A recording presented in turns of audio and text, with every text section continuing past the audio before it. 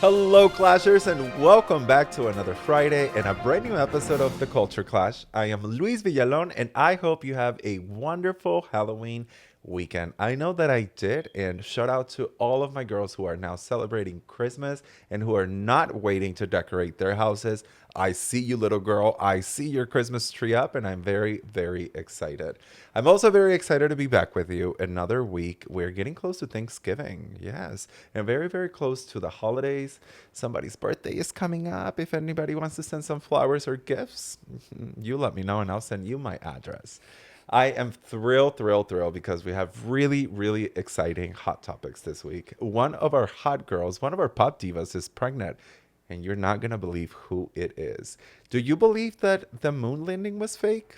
Well, some reality stars believe that it was, and it's getting her in some heated arguments with some NASA people. I'm going to tell you all about it.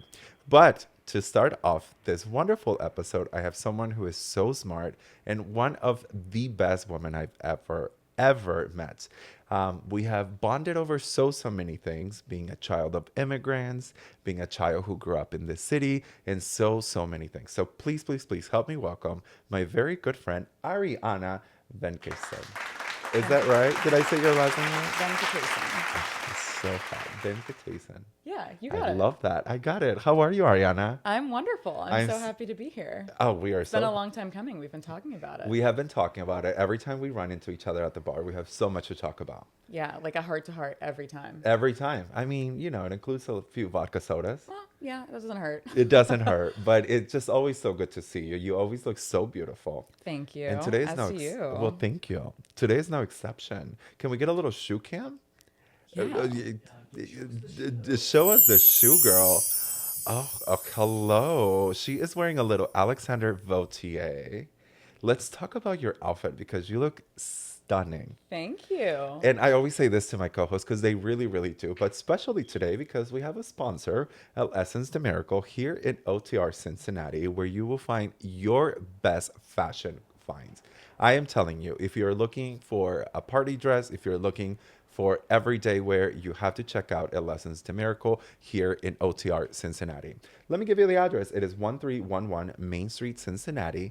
And I don't say that only because I work there, but we really, really do have some of the most amazing fashion finds. So come check us out. We are open every day, and we're going to leave the information below so that you can come and check us out. You look really beautiful. Thank you. I had a wonderful time just sifting through all the options, picking something lovely to wear. It was truly at first a little overwhelming just seeing the sheer amount of things that were in there, but the more time you spend, you see how well curated that whole selection is. One thing you didn't mention, New Year's Eve is coming up. I know I'm looking for a New Year's Eve outfit last minute every year. Yeah. And there were at least 10 things that I saw immediately on walking in that would absolutely slay for a New Year's Eve fit. Right. Honestly, so we just started this again, thanks to Essence de Miracle and OTR. They're sponsoring this episode and they let us borrow clothes. What I'm wearing is brought to you by them. One of the best experiences on this episode truly was just playing dress up with you. If you guys know me, you guys know my story of I wasn't allowed to play with Barbies when I was a little boy, and having pretty girls like you come to the shop and dressing you girls up really is like my favorite. Well, you definitely gave me the princess treatment, helping me try on all of these incredible shoes. I have never even dreamed of being in a room full of so much beautiful designer clothing. And it just has me excited for all of the future events that I can go to and know that there's a place that I can come and inevitably find the perfect outfit. Absolutely. And the owner was so nice. She was even bringing out even more dresses that we hadn't even seen yet. And I was just in awe. Yeah, no, when I showed her your picture and I was like, oh, like this girl is coming. She was so excited. She was like pulling the things out. She was like, what size shoe does she wear? Like we were just so excited. And really, I just started working with them and partnering up with them. And really the idea is to create those moments and just events for people. Because shopping is such a fun experience. I know you can always buy things online, but it's just not the same. And especially when it comes to dresses or things that you're going to wear to an event that you're going to be photographed in particular, it's not the same when you can't see how it fits on you, see how it moves on your body. And so the experience of picking a bunch of things that you want to take into the fitting room and trying them on and having a little bit of champagne and getting feedback, that moment when you like pull back the curtains and you walk out to get a reaction is so fun. Right. And I feel like the only opportunity that most people get to do that is when they're wedding dress shopping, right? That's the only time that you really think of gathering your best friends or your mom and sister and aunts and going to a room and drinking champagne and looking for a dress. But I feel like that opportunity shouldn't just be limited to leading up to your wedding day. Right. But those are like the girly moments in life when like you look back and yes, the wedding is always fun, but like dressing up and shopping with your girls really is the best time. Truly. I could sit here and talk about the store for hours, but now you guys know we left the information underneath so that you guys can check us out and come see us. Well, Ariana, I am so happy to have you here and be able to pick your brain about a lot of things that, again, you and I talk at the bar. But the very first question that we always ask our guests, who is your number one pop diva? My number one pop diva. I feel like anyone who knows me probably knows what my answer is going to be, but it's got to be Miss Dua Lipa. Wow, yes, I don't know Dua if anyone ever Peep. said that before, No, but you are the first one to say Dua Peep. she's an icon, and I could go on and on and on about why. Obviously, fashion, style, beautiful, but she's also just a really great person. Does a lot to give back, has a lot of intellectual interests and hobbies, and also is just always on vacation, which is something that I think we Always. should all aspire to be. We should all aspire to be. And also, you know one thing about Dua Peep or Dua Lipa, I really I should stop calling her Dua Peep because it's really not her name. One of the things I love and appreciate about Dua Lipa is that you know she's extremely fluent in Spanish. Yeah. And I know that she's fluent in Spanish, but also one of the things that she did on her tour, when she did her Europe tour, every time she went to a new city, she would sing, I mean, even in the US she did this, but she would sing a song, oftentimes accompanied by the original artist, that was from someone who was, got their career start in that city or from that city. And so when she would travel around the world, she would often sing songs in the language that they were written. So she learned a little bit of German, obviously Spanish, Italian, all kinds of things. So I she's a diva. absolutely love that. I mean, I love Dua Lipa and I love this new fresh like pop diva moment. And you know one thing is that I really want to give credits to everyone at home and everyone who bullied her into becoming a pop star. Right. Go Girl, Give Us Nothing was like the ultimate challenge. And I don't think I've ever seen anyone rise to the occasion like she did. Absolutely. She Yeah. really said, "Oh no, you are never going to call I'll me show out again." Yeah. And that's the energy that everyone should bring to all of life's challenges. That comment on YouTube will forever be one of the most legendary comments. She's probably going to get it tattooed on herself. Come in on, some girl, give shape or us form. nothing. Yeah. Oh my God, I love it. Did you get to see her in concert? No, it was like one of the most harrowing experiences trying to get tickets, getting in that queue. I have beef with Ticketmaster, frankly. I think we all do. It shouldn't be this hard to see my favorite artist in concert. And so I've just had to rely on all of the amazing concert videos that people have gotten. But you know what? Never say never. Agree. I have beef with Ticketmaster, and I think everyone watching at home has beef with them. It should not be that hard, nor should it be that expensive for us to be able to experience something like that.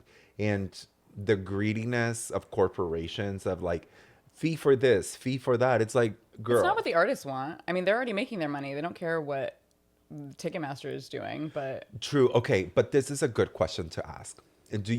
Do artists actually care or not about Ticketmaster? Because you know that when you sign up with Ticketmaster, which essentially it's the only way that you can tour because they own half of the arenas and stadiums, right? But you know that there are two options that artists can choose from, which is like dynamic pricing or just like set pricing. And the way I'm not too informed on this, but the way dynamic pricing works is that the more traffic there is, then the Supply, higher demand, the prices go. like stocks. So it's just like, okay, but artists could really just say like, this is a set price and call it a day. Yeah. I think it's an interesting question, not just from a monetary standpoint, but if you also think about how expensive a ticket is, that's an indirect way for people to estimate the value of an artist and the popularity of an artist, right? So the more popular and big you are right now, the more expensive your tickets are going to be and the harder they're going to be to get.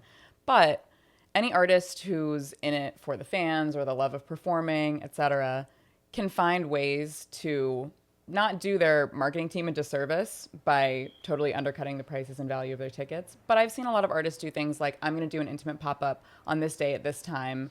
It's just first one's there, the first one's in, and then we shut the doors at a certain point. Or I'm going to be selling a select few tickets at a very specific price point. And so I think that we've seen examples of artists who want to make their shows accessible to people because they're in it for the fans. And then we've also seen people who will go on endless tours and sell all kinds of other things that are probably far beyond the spending power of most of their Taylor audience. Swift. True. Yeah. But it is also, it's hard because as an artist, yes, you do it for the love of music, but then in between all of this is like this rat race of keeping up with the Joneses of like, I also want to be the highest grossing female tour, and I want to be the hottest artist. So if my tickets are selling for $40, it's like you're looked down upon. Yep. Be- because I saw Katy Perry's tickets sold for 60. J-Lo's were selling for $9.99 before she canceled her tour. I was on StubHub. I was looking at those prices. One of my favorite things is to just look at events and find out like pricing. What's the going rate for this?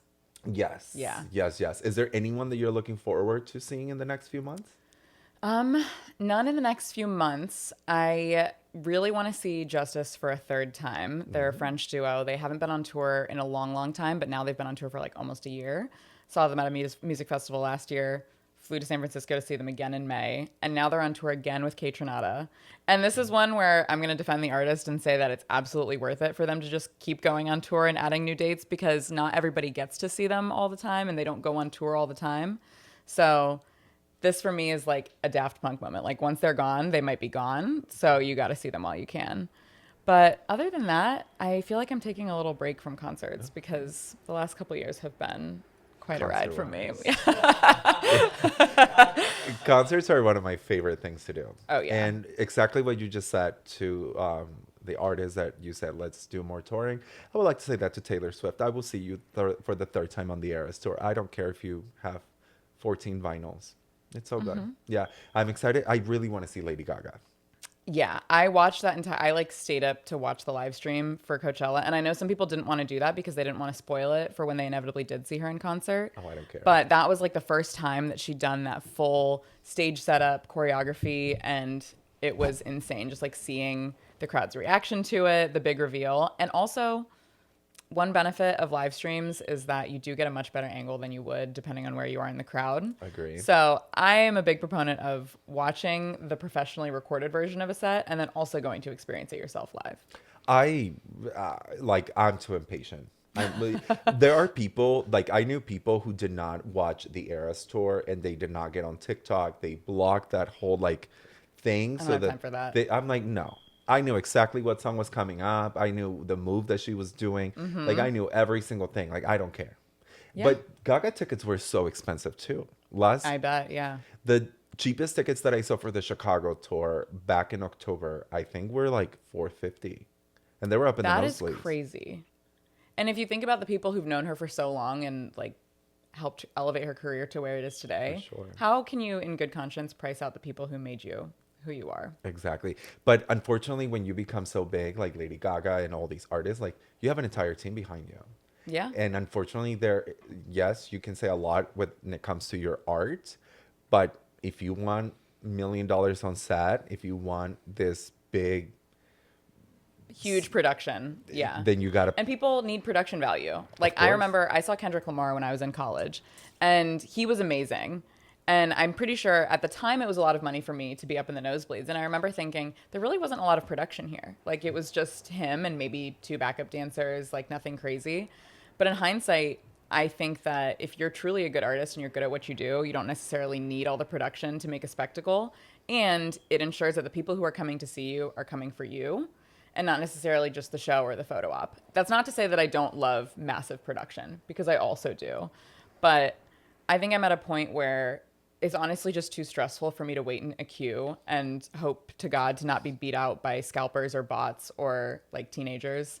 So I would rather go to a music festival, you know, see a couple headliners and then see all these undiscovered people that I can then travel around to different cities and see them locally, because there's something really special about the experience of finding an artist before they make it big. True. Being able to say that 5 or 10 years ago you were front row for their show, like that to me is also really special. So I pursue that probably just as much as I do opportunities to see my big and popular favorite artists. Shout out to you. And on that note, I want to send a big shout out to my friend Fawaz, who was in 2008 at Coachella, no, Coachella, Lollapalooza, and got to see Lady Gaga. Not only that, but him and like 10 other gays went back to like a raggedy apartment in Chicago, and Gaga was there making it rain. This is Hell back. yeah. That's what I'm talking about. This is back in 2008. So like in 2009 when she blew up, I just remember Fawaz going around every party and be like, oh, like look at my pictures. Like I Yeah. was with this woman. And there has to be something so gratifying about that. And you know what? That's the other thing. You never know who someone is going to be, and you just have to react to who they are today. And so people who just write others off because they feel like they can't add any the value to their life at that moment in time. It's like you're the people who aren't going to be at that random house party in Chicago with the right to say that you got to hang out with Lady Gaga all Yeah. night. Like you should see the value in every person and just be excited to be along on their journey with them. Absolutely. And this is also a very special message because I want to turn this around to talk about you. Whatever it is that you are doing, you are the Lady Gaga in 2008. And in 5 years, in 10 years, people will say, I was in that room with that person. So whatever it is that you're doing, and sometimes it feels like you're working so hard and no one is listening, no one is paying attention, and no one even cares to give you a little bit of credit for what you're doing, just keep going because one day those people who are thinking you are cringe will look back in the day and be like, oh, I used to know this person. No, bitch, you didn't. That's So right. you just got to keep going. You got to be your Lady Gaga. Yeah. Yeah. Ariana, I want to ask you a lot of things, but one of the things that really have bonded us over the years that I've known you is being a child of immigrant, being a brown kid growing up in the Midwest, and something Oh that yeah. we both have expressed to each other how proud we are. Why don't you tell us a little bit of your background? Where were you born? Like, how did you get to Cincinnati? I was born and raised in the Cincinnati area, Fairfield specifically. My parents, however, moved here from India. So my dad moved here when he was about 18, my mom when she was, I want to say, 20. So they've been now in the States for the majority of their life. They've now lived in America longer than they ever lived in India. But they were kind of the first ones in their family to break out and come here and start their lives and did a lot of things from scratch. So they were raising two daughters who were born and raised in Ohio, but kind of doing it the way that they had learned back in India. So I would say that's like the ultimate culture clash. Yes, it's so I think that there are just so many things that a lot of people who might not have grown up in a house of immigrants don't understand. I always tell people like Thanksgiving, for example, right? I love going to an American Thanksgiving because Oh, yeah. my parents, to them, it's not a huge deal. Oh, Yeah. it's the weekend off. We're probably gonna make some tamales or something Mexican, right? But like going back to like seventh grade when everyone's like, oh, what did you have for Thanksgiving? And you're like, Yeah. pozole. And they're like, Yeah. right? Or everyone's like, you bring in one dish from a Thanksgiving meal and we all have it in the classroom. And you're like, okay, I brought biryani. Like, Right. And at the time, like it was, I hate to say this, but in a way you felt like embarrassed oh, yeah. because you were just so nervous about what others were going to perceive you because of you being different. Yeah, and it was a really hard way to learn that you're different, right? Yes. Because everything that you're raised with is what's normal for you, it's what's natural to you, it's what you were surrounded by and what you've come to love. And then when you, as a child, very earnestly bring it into a space of a classroom or your friends' homes, and you're met with, like, oh, what is that? Yeah. And people othering you because they don't understand or it's just different from what they know. There's all this internalized shame. And then, I mean, even starting in probably like kindergarten, I can imagine, I started to build this complex of like, I need to prove myself as an American, even though I was literally born and raised Yeah. in America, because the way that I looked and, you know, maybe some of the habits that I had from being raised in an Indian household were just not acceptable to others. Correct. So that started a very long journey of trying to assimilate and hide my cultural identity. And now I'm still on the journey of reconnecting with it and being who I am unabashedly. And it's a journey that you are never, like, you never get to a destination, because in my almost 37 years of life, I have come to the realization that I will never be American enough for people in America, and I would never be Mexican enough for people in Mexico. Oh yeah. Because when I go to Mexico, you know, I have certain habits, or I speak in a certain accent, or say something that isn't correct, and they're like, oh, suddenly you don't know. And in You've America, been whitewashed or whatever. yes, Yeah. or in America, like, you know, I get a little drunk and my accent comes off, and people, and we've also, speaking of language, is something that you and I have talked about. The language, I came to this country when I was 12 years old, not knowing a single word of English. And when I lived in Mexico, I was bullied for being gay, for being flamboyant, right? But then when I moved to America, it's a whole new window of prejudice, because Yeah. not only was I being bullied for being gay, I was bullied for being brown. I was Yep. bullied for having an accent. Double whammy. I was bullied for being Latino. Like, I was bullied for having food that was different for everyone else.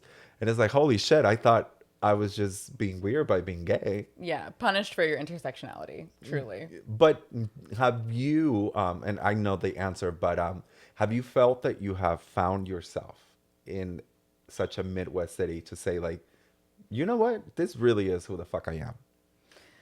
You know, I think the more I travel, the more appreciation I have for how the Midwest has shaped me. And as I've grown up and spent more time with my parents and my extended family, I've also been able to grow my appreciation for how my Indian heritage has shaped me. So, in that way, yes.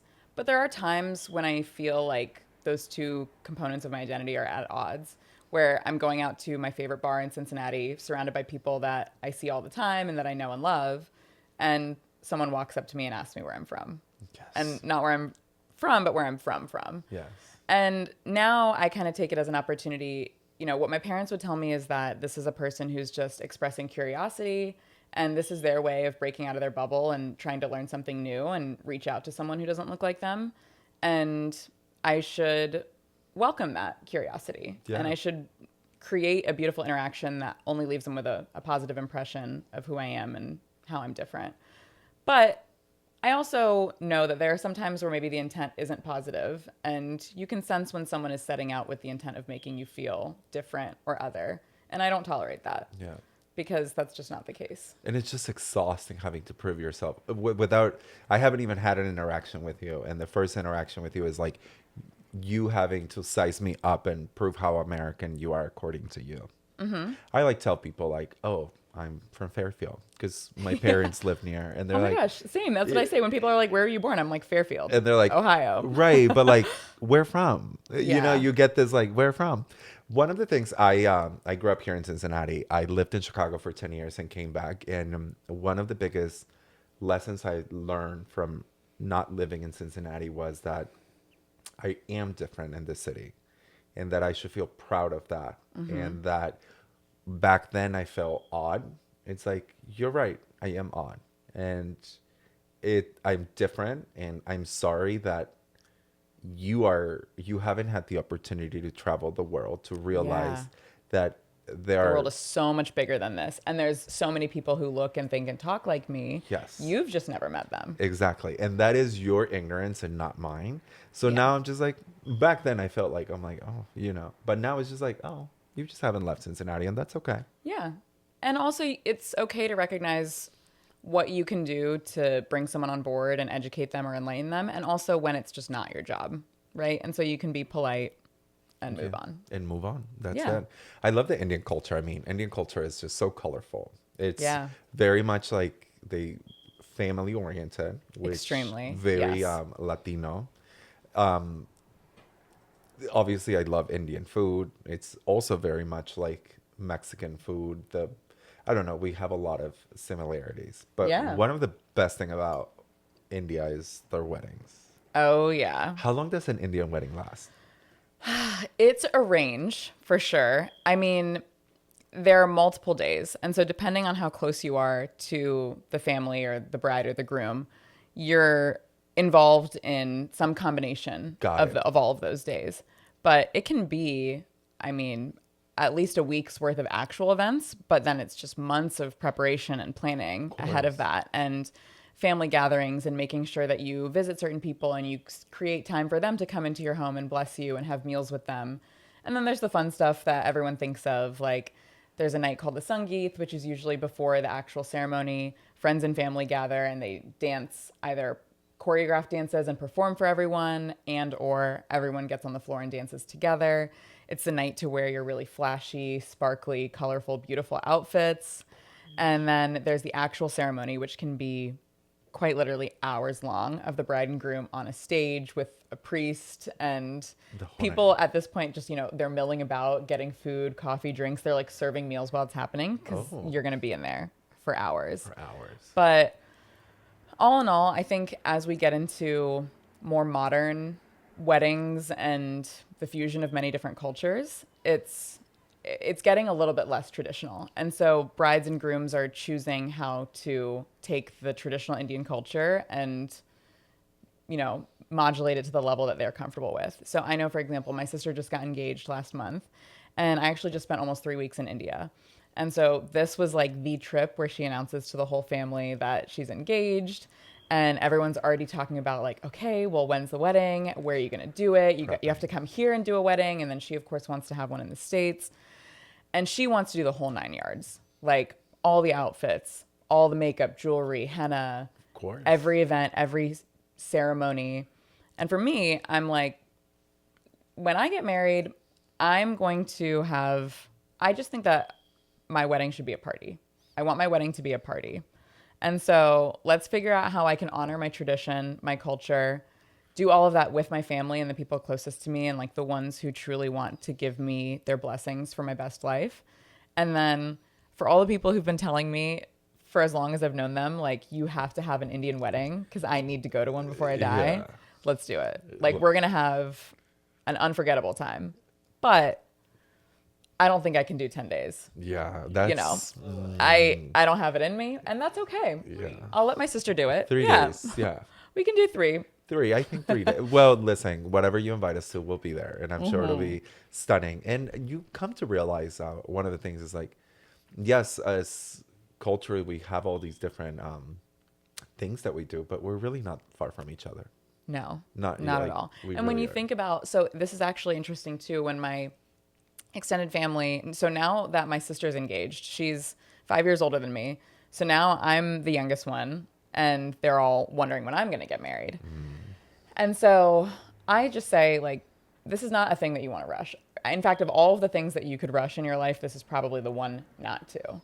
And so they ask what kinds of things I'm looking for in a partner. And the themes that emerge aren't necessarily unique to Indian culture, right? These are things that you find in a lot of different cultures. And I don't know that my extended family in India is necessarily thinking about me marrying outside of my culture, but if it were to happen and we were to come back to the things that I'm connected to this person over, you would find that there are a lot of the same things. A lot. Right? The family values, some things traditional, but your independence, things that you can only learn by being a child of immigrants. And like, those are the kinds of things that you bond over, truly. Absolutely. And it all comes down to us, everyone in America, at least most of us, really come from immigrants, and the bonding and the creating of our own traditions as Indian American, Mexican American, Irish American, African American, to come and understand what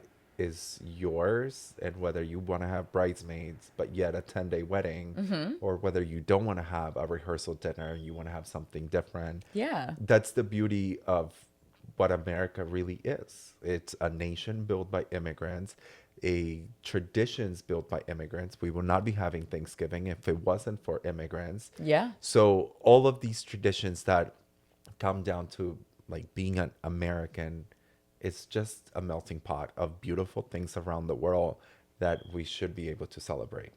Yeah. And one of the things and the privileges that my parents gave me by choosing to move here and raise their kids here is the freedom to choose and to make my own traditions. Yeah. And so, yes, sometimes you have to grapple with your identity and the cultural pressures that come to do things a certain way. But that's also the beauty of being an American and Yeah. forging your own path as a child of immigrants. Like you get to Absolutely. do things in a completely new and different way, and sometimes even put your family onto it. Yeah. And then it starts a whole new generation. It's a beautiful thing. Okay, before we move on to hot topics, because we do Yes. have a lot of things, but I am so, so curious about just like the Indian culture and of it all. And you kind of, well, not you, the reality show that we talked about. Ooh, Indian matchmaking. Yes, that really just like started my because I've always had this very ignorant idea of what a like An arranged marriage is. was. Like, Oh, yeah. I just thought like like somebody gets to pick a son, somebody hey, They're like, you're getting married. You have no say in it. Right. That's what people think. Yeah. but watching the Indian Matchmaker and then talking to you, I really have had this different perception of what it is, that it's not as awful as, or people It's make not it happening against the bride and groom's will. exactly. Yeah. It always seems like you watch these videos where like the groom and the bride are so sad and getting married Mm-hmm. and they're 12 years old, but there's something so much more beautiful. Like tell us really like what an arranged marriage from your point of view is. Yeah. And I don't want to discount the fact that there are unhappy or forced marriages that happen. All over the world. But I think that it gives the concept of arranged marriage a bad name in general. And there are plenty of examples. In fact, probably more examples of successful arranged marriages than love marriages, so to speak. That's like the opposite of an arranged marriage is how they call that. But my parents, for example, have been together for well over 30 years. And they technically had an arranged marriage. But I think what a lot of people wouldn't assume when I would say that is that they had met plenty of other people and had conversations and all made mutual decisions that that wasn't their person. But when my parents met, they had plenty of time to talk and came to the decision together, like, yeah, I could spend my life with you. And something really unique about arranged marriages and Indian culture, and I'm sure many other cultures that leverage arranged marriages for matchmaking, is that there's really no option to end it. Like you are making this commitment knowing that like divorce isn't an option. And the culture is shifting, but I think having that perspective that when you run into an issue, there isn't like a second option of just ending it. You have to work through it together is what makes these marriages work for so long. And my parents are like such great partners and they're truly a team. And I've even had friends come and see how they interact and they're like, it's really sweet. What a great team your parents are. And the last thing I'll say about this is that there's this beautiful movie called The Namesake. And there's a metaphor or an analogy that one of the parents in that movie uses, which is that a love marriage is like hot soup that grows cold over time. And arranged marriages are like a warm soup that continue to get warmer and hotter over time because you get to know this person better and you build your lives together. And the intimacy can only go up from there. I love that. So basically what you're telling me is that if India was in Europe, we would call it a blind date. Yeah. But I think it's also the extra trust that comes from, so these are people that like the parents maybe know each other. You're from the same community. Everyone knows generally like who you are and where you come from. No one's going to set you up with someone that is like an obvious terrible match. And in that way, I think we've kind of lost the art of setting people up. Yes, blind dates, but it's just like having a friend who's like, I think you would like this person. Just go talk to them and see if you hit it off. We just don't do that anymore. Well, we've already slept with them on Grindr. Well, I can't help you there. What's the point? I could talk to you about Indian culture. I've always been told that I look Indian. Oh, yeah. And nowadays that back to it, when I was young, I used to think that was such a offense when I was called Middle Eastern or that I was called Indian the same way. Because people say it like in a like negative it's a slur. way. It's derogatory. Yeah. I've always been told that I look very Middle Eastern, and at the time I was just like, I just want to pass on as a white man so that I don't get bullied, right? Right. But now it's just such a beautiful thing when someone tells me you look Middle Eastern, you look Indian. I'm like, yeah, and also as a society, we've moved to appreciate people from different cultures and appreciate their unique features. In fact, like in an interesting way, I feel like we're also seeing a shift away from plastic surgery. And when some influencers like come with me to get ready for my nose job. Everyone in the comments is like, no, don't change your beautiful ethnic nose. It's so unique. Yeah. I would kill to look like you. Yeah. And I think that's beautiful. It is. But also plastic surgery is for you. So if you want to get a nose job, you do completely that. agree with that. You do whatever you got to do. Don't let anyone else tell you what to do with your body. But do not do it. But don't let people bully you into it. Exactly. Right? Because you're beautiful the way you are. Don't do it for the pressure of just trying to fit in. Mm-hmm. Exactly. All right. Well, let's get into hot topics. Are you ready for hot topics? Oh, I'm ready. I am so excited to talk to you about this girl. She is one of my favorite girls. It is one of my favorite girls to hate on. Simply because I love her. Okay. I really do love her. Yeah. So every shit that I say about Ms. Lovato comes with love. Demi Lovato dresses up as Poot meme for Halloween. I love her. Oh my God. To celebrate Halloween, the Fast singer revived her 10-year-old viral Poot meme. On Thursday, October 30th, Demi Lovato, who is 33 years old, posted on Instagram carousel showing off her 2025 costume.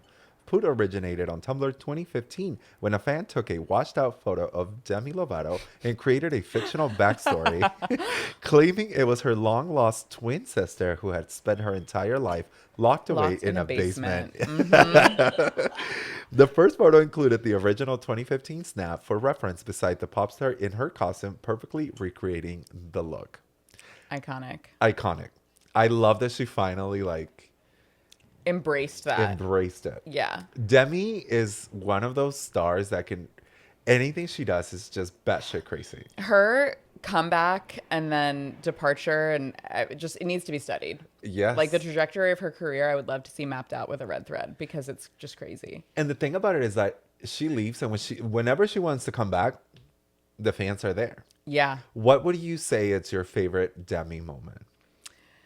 I mean, this might be one of them. Yeah. And there's just so much lore specifically with like myself and my college experience and the Poot Lovato meme. I mean, I lived in a house, like many girls in college do, lived in a house with 7 other girls. And we had this creepy basement. And this was around the time that the Poot Lovato meme was blowing up. And so I can't tell you how many inside jokes that spawned about like someone being locked in the basement and like everyone in the house being called Poot at some point.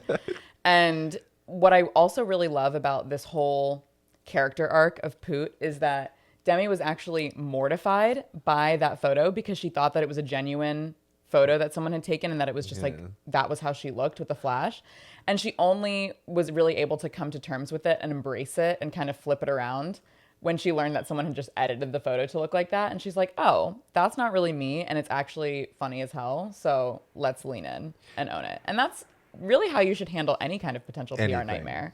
Just Anything in life, you just have to own it, because when you make fun of it, no one else can make fun of it. You give it power if you like acknowledge that it's embarrassing. But if you're like, whatever, okay, it's fine. Everyone's like, you're right. Yeah, that is pretty funny. No one cares. Okay, on to the next. Miss Demi has so many viral moments, unintentionally funny. The frozen yogurt.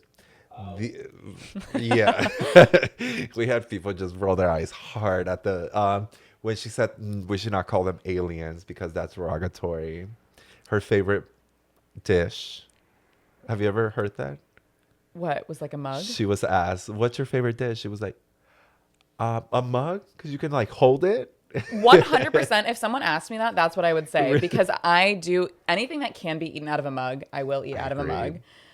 It's like one time a friend asked me, or she told me that she'd been to Peru and that there were like 100 different varieties of potato. And I was like, oh my God, like mashed, scalloped, fried. And she was like, no, varieties of like a different breed of potato, like a type of potato. And I was like, oh. I very confidently started listing every type of potato that I know. So I'm with you, Demi. Mug. It's very much like Trisha Paytas when she was asked a question and then she repeated the question. Do you remember? Like, what is like the thinnest, like the part of the earth? She clarified the question. They were like, yes. And she's like, oh, I got it. No, they said correct. And she said, oh, I got it. The thinnest part of the earth. Yeah, I've watched that a million times. Which Trisha just made her debut on Broadway. And she broke the chair and like up on stage. So Trisha, I love Trisha, and I want the best for her. I really do. Yeah, she and her children have saved us from a lot of people who needed to exit stage left from society. Yes, except for Queenie. But she has reincarnated a few kids. We live for that. Yeah, truly. Trisha is that girl. It's going to be really interesting to see how those kids grow up. Like, everyone's going to be psychoanalyzing these children to see if the people that they supposedly were reincarnated from are like inhabiting that body, you know? She's got to protect them from that But microscope. also just imagine like Malibu Barbie. It's the she was the one who reincarnated as Queen Elizabeth. So imagine just like growing up one day and being like, yes, I'm queen. Like I would take I'm the that. queen. That is one Just of my hopefully less problematic. my favorite moment in life really is just that whole when Trisha came out pregnant. No, I did not give birth to Queen Elizabeth. Unless The fact that she had to say that. Amazing. All right. Well, moving on to another topic. NASA hits back at Kim Kardashian moon landing conspiracy. Have you heard about this? Oh, yeah. So, the U.S. space agency NASA has rejected reality star Kim Kardashian's claim that the 1969 space mission to land the first man on the moon was fake. Yes, we have been to the moon before, 6th time. NASA acting administrator Sean Duffy wrote on social media. Kardashian made the comments on the latest episode of her long-running TV series, The Kardashian, telling co-star Sarah Paulson she thought the moon landing didn't happen. Do you think the moon landing was real? I do. Do you? I do. But do I think that Kim's conviction that the moon landing didn't happen is real? I don't know. Because I watched that video of how she said it.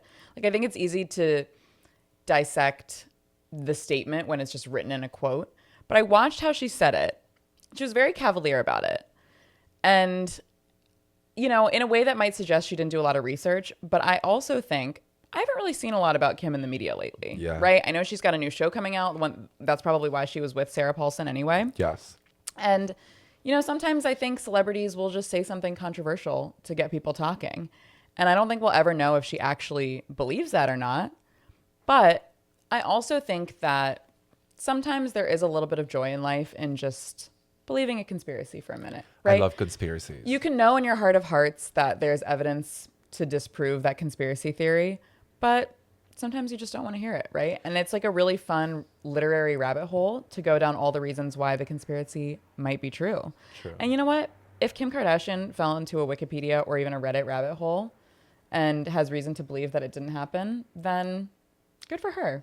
I love a conspiracy theory. Listen, there were 3 days in my life where I believed the earth was flat because I fell into a rabbit hole on YouTube.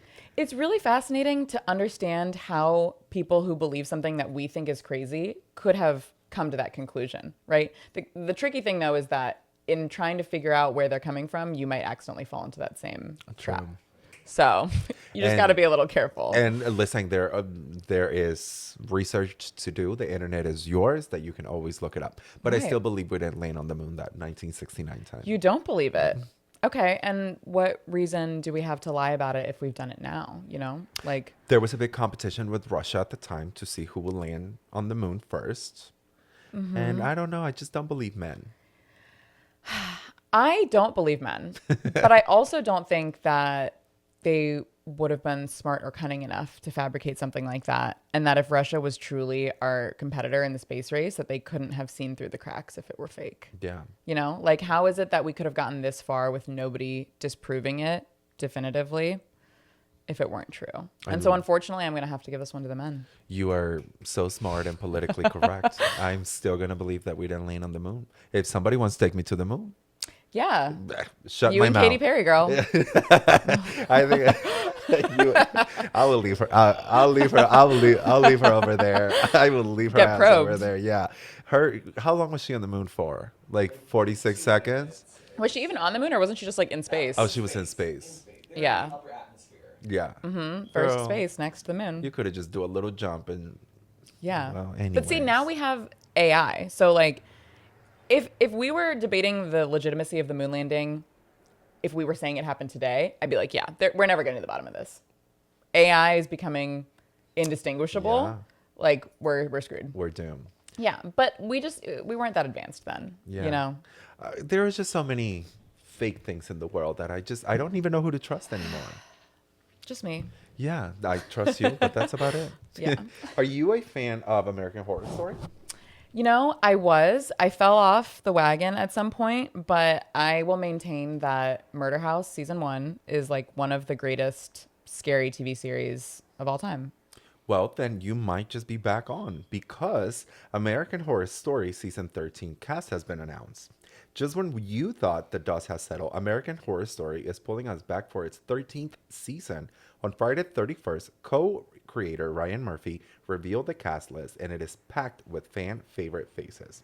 Here are some of them: Sarah Paulson, Evan Peters, Jessica Lange, Ariana Grande, Angela Bassett, Kathy Bates, Emma Roberts, Billy Lord, Oh, wow. and Leslie Grossman. Okay. Damn. We All right, we I'll give it a watch. I mean, just for Ariana Grande. Actually, yes, 100%. Because most of those people have already been in one or many of the other seasons, which is not to say that their performances weren't phenomenal. But I will say, Ariana, she is a triple threat at least. At least. I love to watch her sing and act. So I will be watching. However, the thing about American Horror Story, it's not really something that I want to watch by myself because it is actually creepy. And so I love watching it with other people. And I'd be down to make an event of it where we're going to like either have a marathon or watch it every week. But that just feels like I'm setting myself up for failure if I'm going to binge like 10 episodes of probably the scariest shit I've seen in years. Sorry, I'm not allowed to cuss on here. Yes, girl. Good. We're drinking. We're grown-ups. Yeah. Good. But I'm in. I'm just curious. I don't know if this was just like delays with production, but why now? You had this whole Halloween season, and you had geniuses like Tame Impala dropping Dracula weeks before so that the streams would just be through the roof the week of. Like, why did Ryan Murphy not do the same thing? You had a great opportunity to capitalize on the season. Agree, but also if you are looking to book these stars, like Ariana is doing Wicked. So like, and one of probably even bigger than Ariana is Jessica Lange, who is a fan favorite, and everyone says it wouldn't be AHS without her. American Horror Story is and he knows that. Exactly. So I think maybe he said, Good you know for what, him. let's wait on. I think we are better delaying this season to have a good cast than to just give you a season with a blah cast. Yeah, or God forbid they like start the season and then there's some kind of writer's strike and you have to wait months for it and then you never go back to finish the rest of the season. Let's hope it never happens again. Speaking for a Are you friend. excited for Wicked? Ariana's Wicked 2? Yeah. Are they calling it Wicked 2 or is there like a different Wicked name? for Good. For Good. Wicked for That's Good. right. I was like, for the better? For Good. Yeah, I am excited. I feel like I want to watch the first one again, even though it wasn't even that long ago. Because this is something like, I would love to watch them like one full movie, almost just like a double header. But there's also 6 hours. 3 hours each. Yeah. I've got time. My retention spam. That's why I like going to the movies because I can't leave my, like, if I'm at the movies, I can't be on my phone. That's a great point. But I think I'm going to watch the night before and then go watch. Okay. That's respectable, I think. But there's also, I could just host a watch party and then just confiscate phones at the door and force everyone to lock in. You know the gays. And then we'll see how you feel about Wicked after that. You're like, oh my God. Oh my God. 6 hours of Get this. me out of here. But I loved it. I mean, I got a little teary-eyed during the first one. I thought it was beautiful. I get why some people might think it's cheesy over the top, but I think it's actually probably one of the most palatable Broadway musical adaptations of a movie that has hit the market in a while. And so I totally get the hype. As weird as the press tour was, I think that the cast actually does work really well together. And speaking of cast members, one of them was just named the sexiest man alive. I know. And I would love to know what you think about that. Well, finally we got it right. Because last time I think we had Blake Shelton as the sexiest man alive. And I think the sexiest woman alive was Caitlyn Jenner. It was bizarre. No, I'm just kidding. I don't know who the woman was. But they just keep putting the most random people that I'm just like, hello? Who are you catering to here, right? Because at least there are times with like awards shows and things you can guess, okay, maybe someone's being paid off. Maybe there's like a bigger long-term plan that's unfolding here.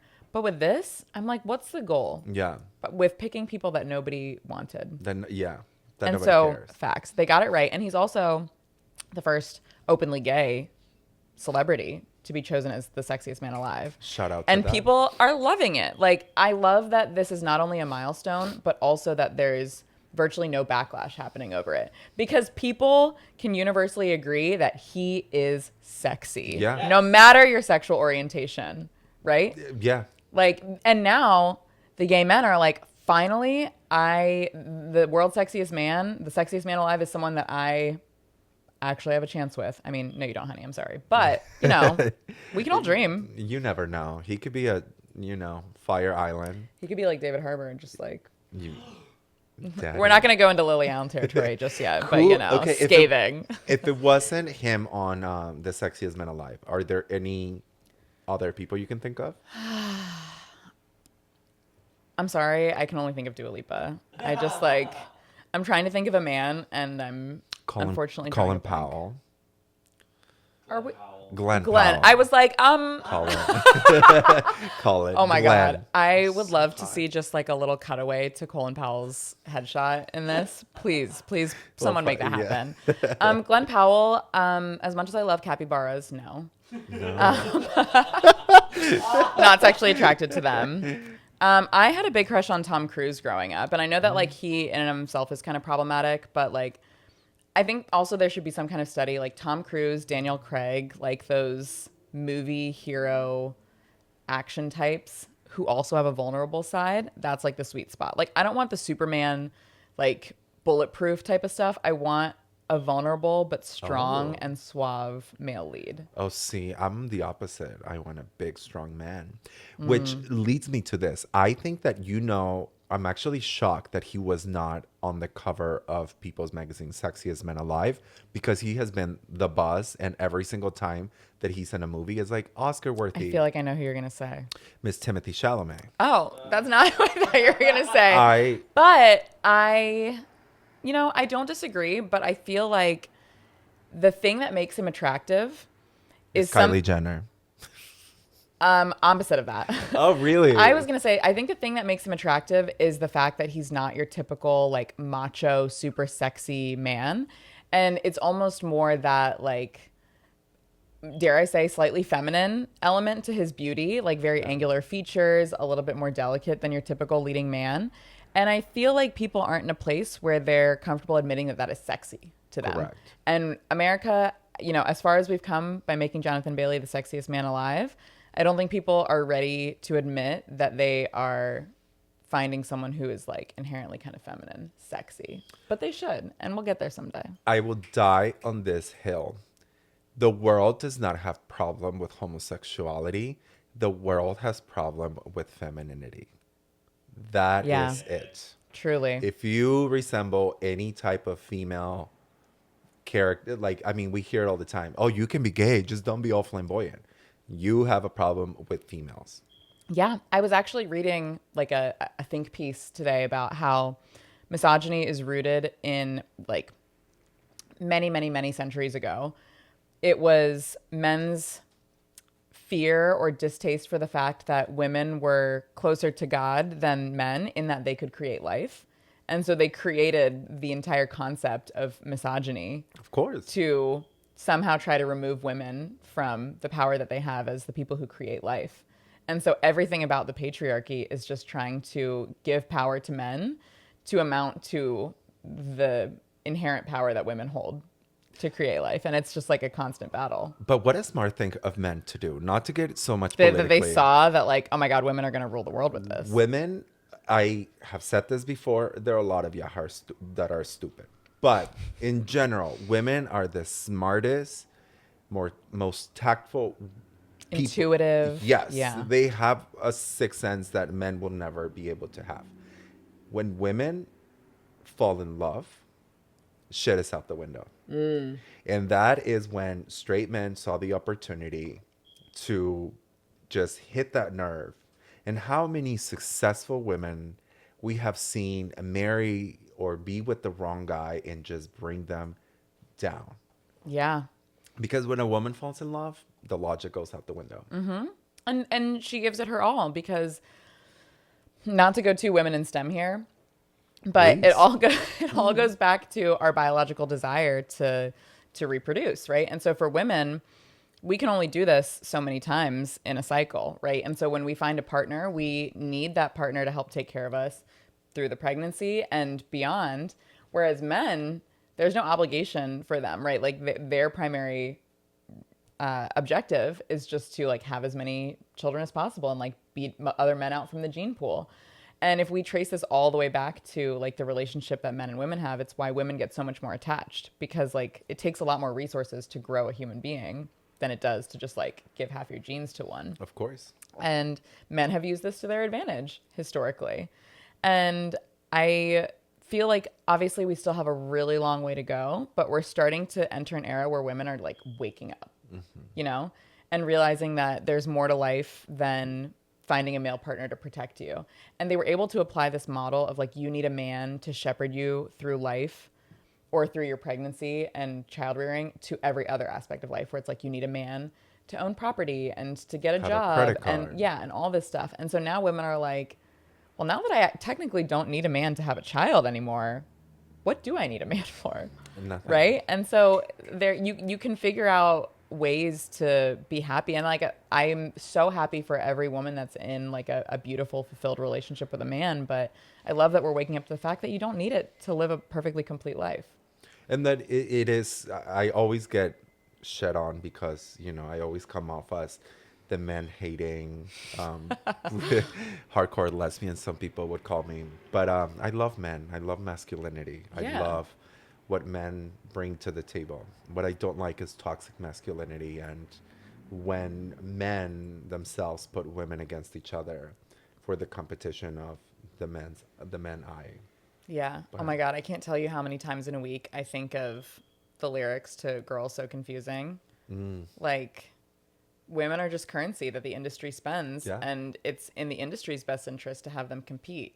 Yeah. And that's really messed up because women need each other. Of course, really quick, what do you think about Bollywood? Ooh, this is an interesting question. I think that growing up, I probably thought that Bollywood was a little bit cringe because you can see how far behind Hollywood they are in terms of like even as simple things as like special effects and what they were trying to emulate. But far beyond that is just like the storylines. The storylines. Yeah. And, you know, I'll be honest, I haven't watched a lot of Bollywood movies lately, but there are a few that are like top tier in my mind. And what makes Bollywood movies really amazing is that they do weave in a lot of cultural themes that probably would resonate with an American audience, but aren't like the box office, you know, attention grabbing things. But there are so many elements of family and loss and obligation and independence and, you know, feminism. And part of the culture. Yeah. And I only say this because as Latinos, we have telenovelas that we all grew up with, right? Yeah.